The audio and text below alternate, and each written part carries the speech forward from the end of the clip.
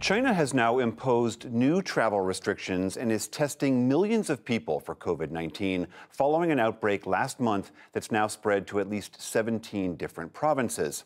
The overall number of cases countrywide is still just in the hundreds, but the locations of these new infections suggest that this new wave, driven by the Delta variant, is moving quickly and raising concern about China's vulnerability to this highly contagious strain. Special correspondent Patrick Falk reports from Beijing. Authorities aren't taking any chances against China's new outbreak. This residential compound in the capital's Wangjing district has been sealed off. A person that lives here was infected while traveling just over a week ago. At the gates, delivery men line up outside mainly with food supplies and are kept at a safe distance when handing orders over. People inside aren't allowed to leave and will undergo regular testing until health officials decide the area is safe again. We tried to get a closer look at what was happening in the compound, but were blocked from filming. "Why are you following me?" I said. "I'm on Chinese soil. I'll do as I please." Wangjing is one of Beijing's major commercial districts. Nearby, people come from all across the city for work. Security guards at this office block are telling people to show their mobile health certificates and reminding them to wear masks. Cleaners are scrubbing the place down, making sure not to leave any spots. For now, at least, people here don't seem too worried. The government's been very strict with putting restrictions in place, and we Chinese are very used to following orders anyway, so we've been very cooperative when it comes to measures like having a mask on and not visiting hotspots. Control measures and restrictions have been tightened up at entry points to the capital in particular. People that have traveled to regions designated as medium or high risk are barred from boarding trains to Beijing. Officials have also warned residents against any unnecessary travel out of the city.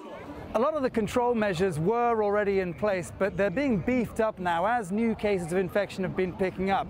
We can't go inside the station without a ticket, but people have been getting their temperatures and their health certificates checked when they arrive here in Beijing.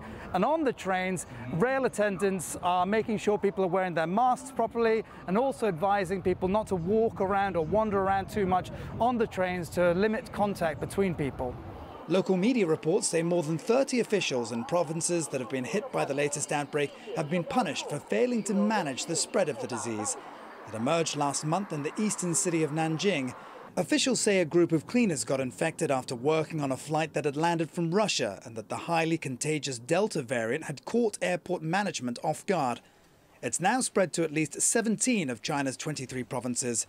Nanjing's population of 9.2 million is now undergoing mass testing, and hundreds of thousands of people have been placed under lockdown. The airport suspended all departing flights. Nanjing native Wu Haiqing, who's a mother, hopes there won't be long-term disruption. If the situation does worsen, then the kids will have to transition to online learning, but I think that's very unlikely. By August 20th, we should have a notice from the school advising us about the arrangements. So far, several hundred new cases have been reported across the country in the last 2 weeks.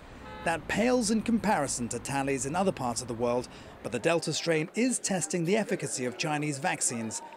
Right now, only shots made by Sinovac and Sinopharm are approved in the country, and authorities admit the antibodies they trigger are less effective against the Delta compared with other variants. China says it's administered more than 1.6 billion doses, enough to cover more than half of its entire population. It's not clear if the airport cleaners in Nanjing who got infected were inoculated. Data showed the Delta variant transmits more easily even among those who've had more effective shots, including those produced by Pfizer and Moderna.